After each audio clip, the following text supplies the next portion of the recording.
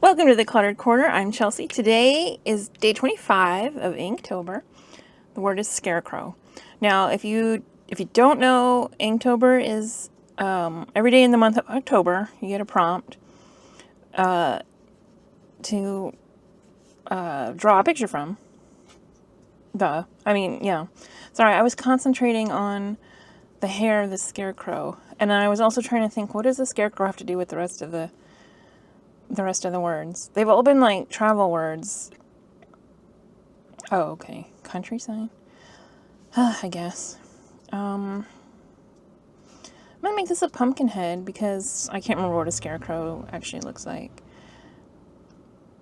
So, there we go. This is a terrible looking scarecrow. Do scarecrows actually work? Because they might work a little bit, but then once the crows know that nothing's gonna happen, they can like tell each other and be like, yeah, that's not a real person. They're not gonna do nothing. That guy won't react at all. It's like he's not even alive.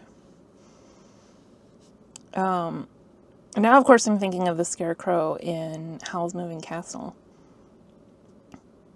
which I've seen the movie. I saw the movie first, and then I read the book back, like, I think when the movie came out.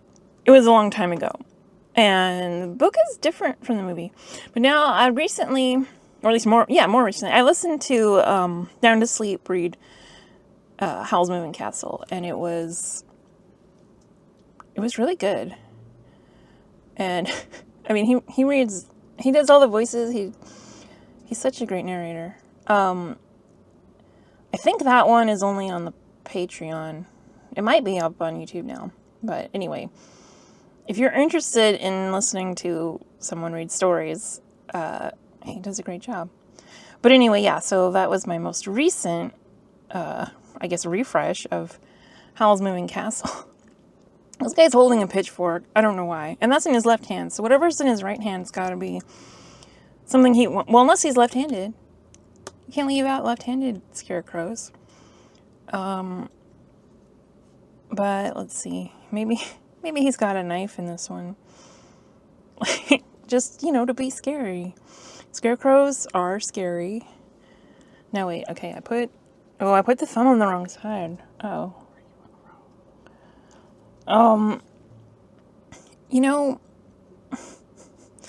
Isn't it scarier if his thumbs aren't all on the right sides that they're supposed to be? I find that pretty creepy myself. There we go. Oh, this knife's not lined up right. Well, there. It doesn't look very sharp, does it? I'll draw like a shine. A shine makes it seem sharper, doesn't it? Well, he's got this blunt knife here, and he's got this pitchfork, and a sweater, and I really want to make this like a Freddy Krueger sweater, but I don't know. I don't want to think about Freddy Krueger. I had been saying something, though. About Howl's Moving Castle. But yeah, it's really good. All I remembered before about the book was that, like, Howl takes these really long baths all the time. Which is true that it does happen. It's a really fun book. It's kind of, I don't know, it's different. I don't remember how it compares to the movie now, because now I can't remember what happens in the movie. But,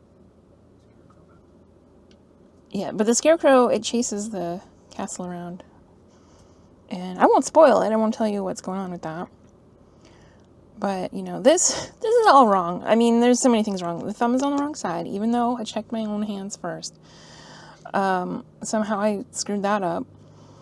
And this is not right. I don't know. But, I mean, a scarecrow is a put-together person. They're not, they could look anyway, They could look anyway. Yeah, so, and let's see, there's probably fields behind him, fields of corn and whatnot. I was going to talk about crows. Crows are pretty smart. And I know there's that, like, famous story about them, like, someone wearing a Nixon mask, which is go be mean to the crows. And then, just as an experiment, not like, you know, don't be mean to crows. But they were doing that to see, and then anyone who wore that Nixon mask, the crows would be really mean to them. If they weren't wearing it, then they didn't know. But, like, also then, like, generations later, crows who had never even seen that original one, they knew about it, and they were also mad. So I'm like, how do the crows describe that to each other? Like, I guess I don't know how much time was passing, but I think it was like they waited like a whole generation before coming back or something. I don't know. Maybe I'm getting that wrong. But I'm like, I don't think I could describe a Nixon mask, or anybody really, in enough detail to be like, hey kids, if you ever see this, I guess there's stories like that. If you ever see the red-eyed man in the woods, you better run, you know, something like that. But that's pretty extreme. I don't know how to describe, like, a Nixon face. If you see an old white man, watch out.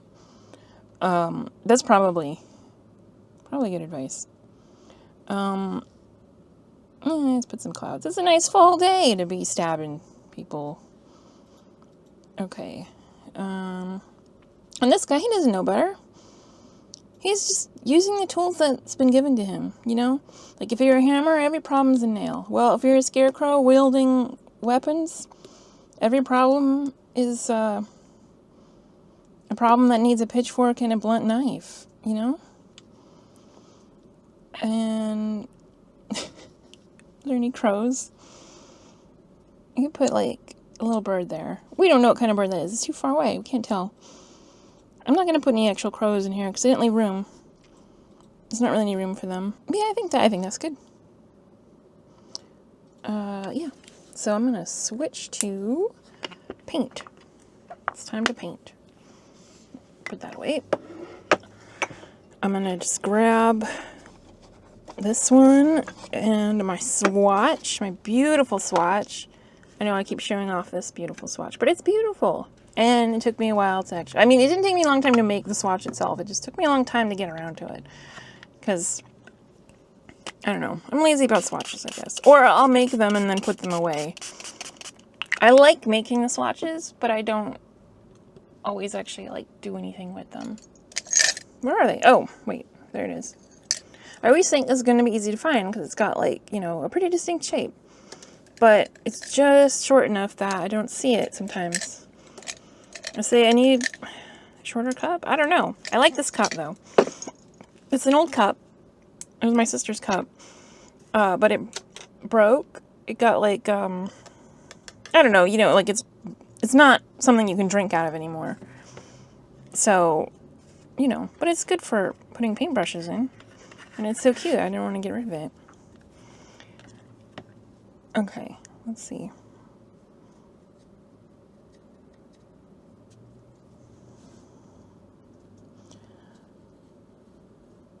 Oh, that's a good orange for a pumpkin. I think. I mean, I guess I've used this orange for other pumpkins. And I have been like, But, you know, I think it's working today. I think it's working.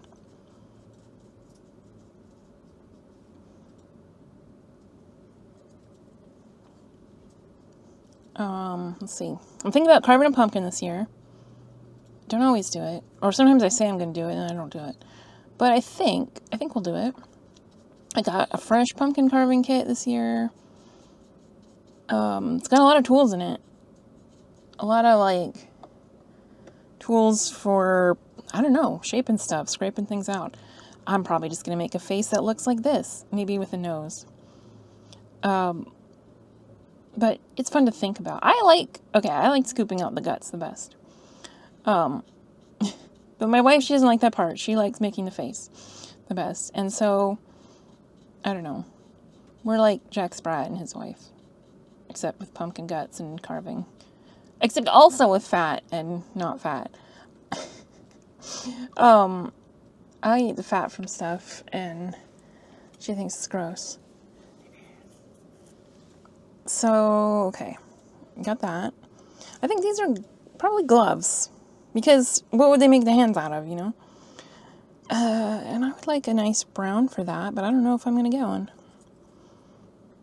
Let's see. Oh, I put that in there. It's okay. Oh yeah, that's actually what I wanted. Maybe I'm good at mixing colors. I mean, I never said I was bad at mixing colors, but, you know, sometimes, I don't know. Sometimes I don't know what I'm going to get. But that was actually just what I wanted. Kind of a dirt brown glove color.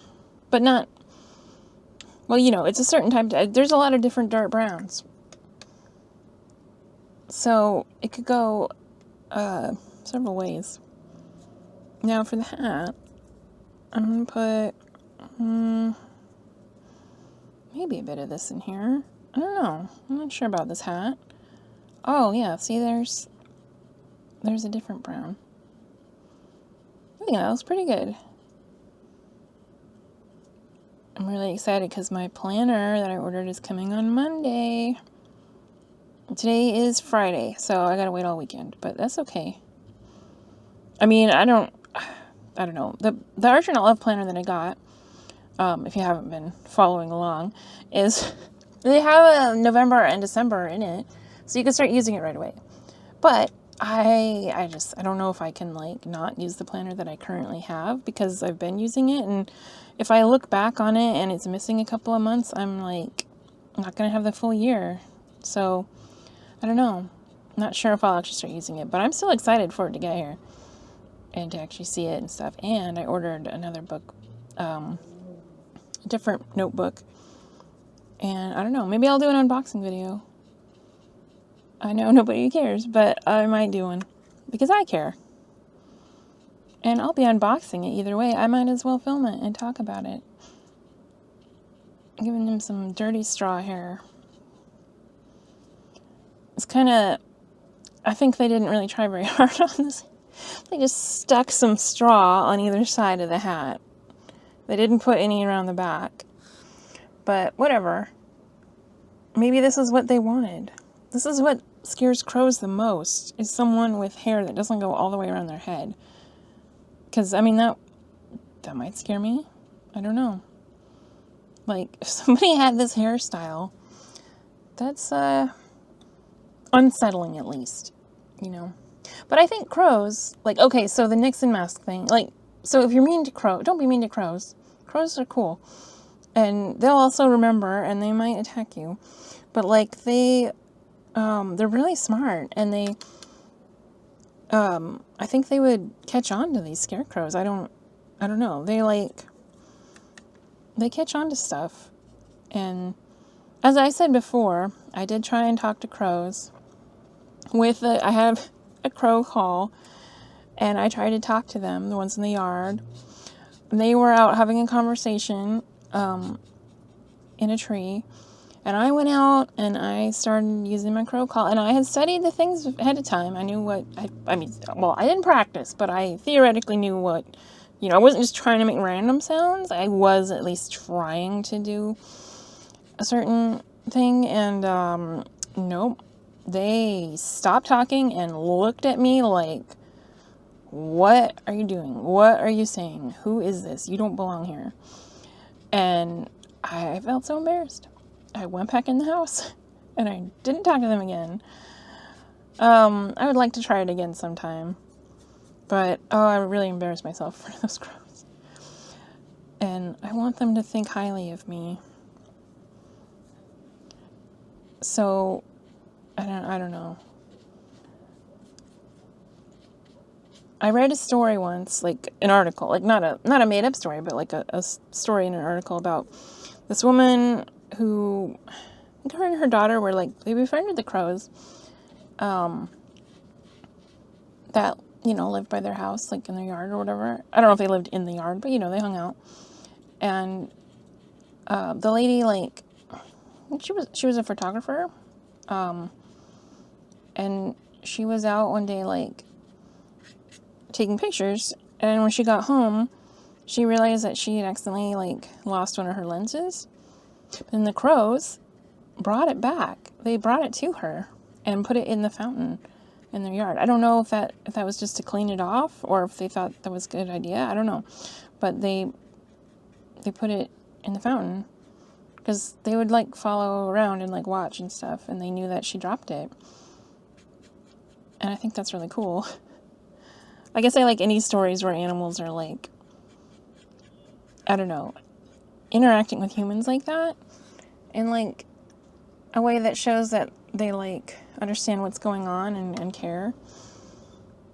And I mean, of course, these people were like feeding the crows. I mean, they were friends with them.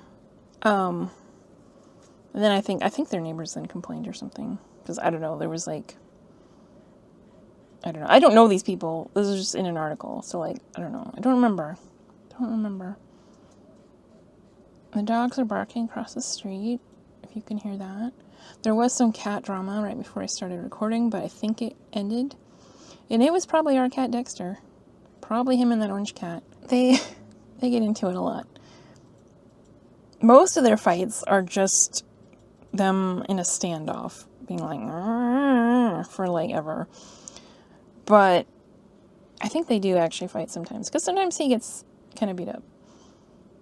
But usually that's not what happens. Usually it's just a like really stressful standoff that lasts for like an hour of them just staring at each other, being like, which I guess is mostly what cats do.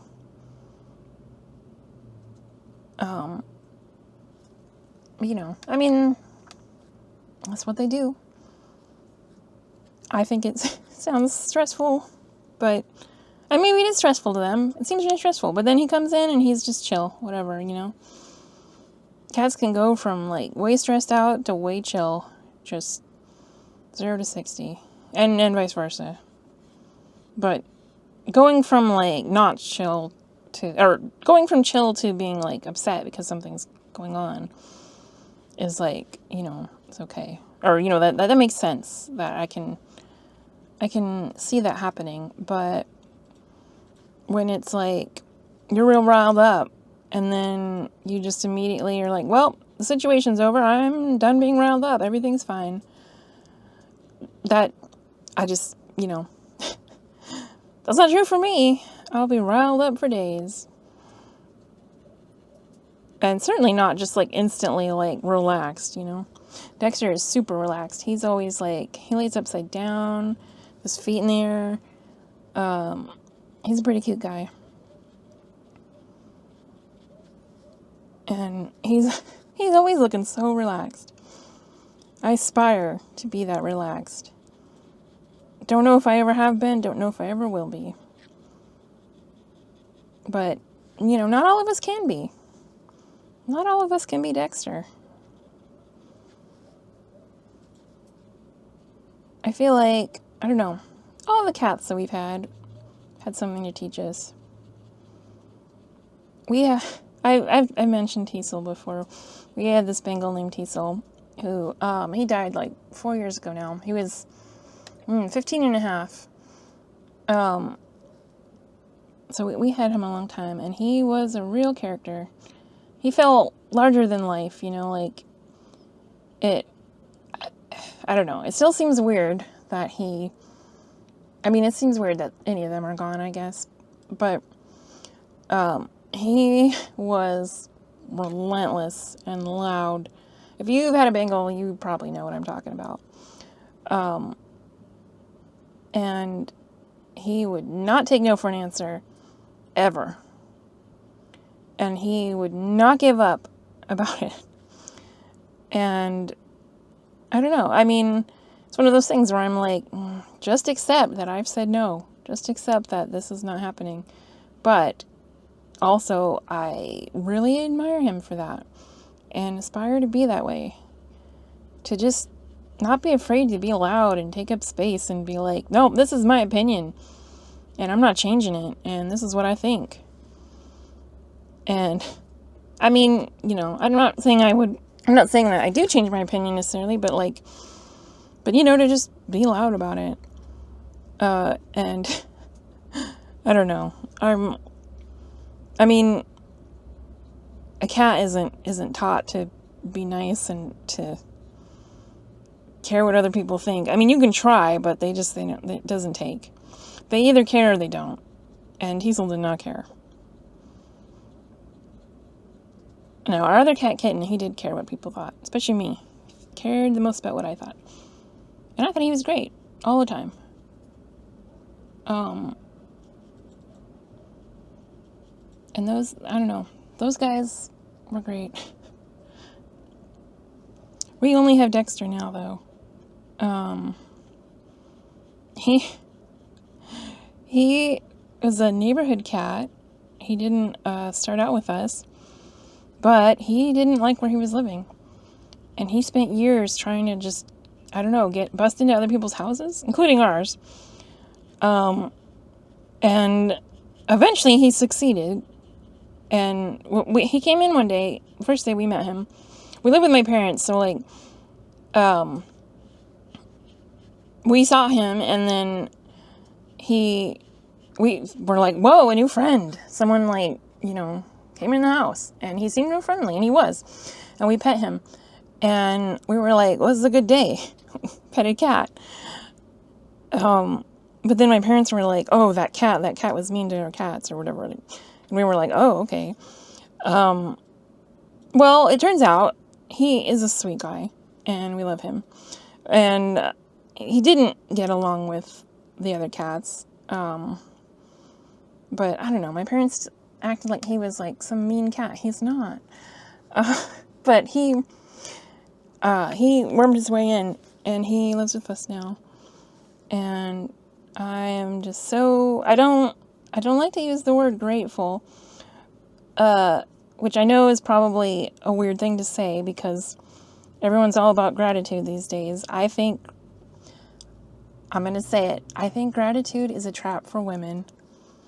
And I think I'm not saying it's this way for everybody, and some people I feel like have made good use of it in their lives, but I think the general, grow where you're planted or whatever is like, a lot of it is aimed towards women and towards basically being like, hey, just be happy with what you have and where you are. And I don't know, men aren't told to do that. So, I don't know, I'm suspicious of it. And especially if it's aimed at, moms and stuff, where it's like, hey, just deal with it. Deal with the fact that nobody in your life cares what happens to you. I mean, that's not true, but you know what I mean. And I mean, if gratitude works for you, keep doing it. I'm not saying not to. I'm just saying, I think it's, not for me. I mean, not to say oh, I'm ungrateful. See, that's where you get into a trap though. Because I think, the thing with gratitude is also that to be grateful for something is kind of to say you didn't earn it, And that can be true, but I think also that can be very subtly used against people, and I don't know, it just, I got some issues with it. So anyway, but I am grateful that Dexter came into our lives, that he chose us, because, well, he came to us at a time when, we were sad because our other cats had died, and I mean, to be fair, he'd been trying to come live with us for at least a year before that. But we were definitely at a point where we could not have gotten another cat. But we did already know him, and he was already trying to live here, and I don't know, it just worked out. So, but see, I'm grateful to him because, I mean, it's just something that happened. It's not, if you do hard work, if you work for something, to say then that you're grateful for the success of it, it sounds good on the surface, but I think deep down that it's a problem, because if you're expected to be grateful for something that you earned, it's kind of taking that away from you. So, I don't know. I feel like that's kind of a controversial take on it, and, you know, like I said, if that doesn't resonate with you and it's working for you, whatever, you know, like, don't change what's working for you. But if it's not working for you, or you're like, I don't like it for some reason, or, you know, that might be why. But yeah, I am suspicious of things that try and take away people's success. Or like, if you, especially for women, because where do I even start, right? Like, so much of society is always trying to take away women's successes and claim it's for something else, or it's because someone let you have it, you know? And I'm not saying that's like happened to me or anything, but that's just something that happens, like, in society. It's just kind of how things feel. So, you know, and it definitely happens to other people. And that feeling of like, it's very hard for women to accept something good happening without being like, oh, but, you know, and trying to downplay it. And I think that's just another way to downplay it, but one that like is societally, well, all of them are societally acceptable because everybody wants that, but they don't, I don't know. Anyway, not to end it on that note, hopefully that's not too much of a hot take, but here we go. I'm really happy with this. This is a beautiful picture of a scarecrow. Looks great on camera. I mean, it looks good on real life too, but those colors just really popping on the camera. But anyway, yeah, this is my scarecrow guy. He's ready. He's wielding a pitchfork and a knife, a blunt, weird knife that looks like maybe someone just made it. Don't know. He doesn't know any better. He's ready for whatever's coming his way. And he's got 2 front vampire teeth. They're not fangs, they're his front teeth, clearly. And one of his thumbs is on wrong. Like, I guess they only had, they had 2 gloves that were the same hand for some reason. And so they used those. Why not, I guess. Anyway, that's it for today. Like and subscribe, and I will see you next time on the Cluttered Corner.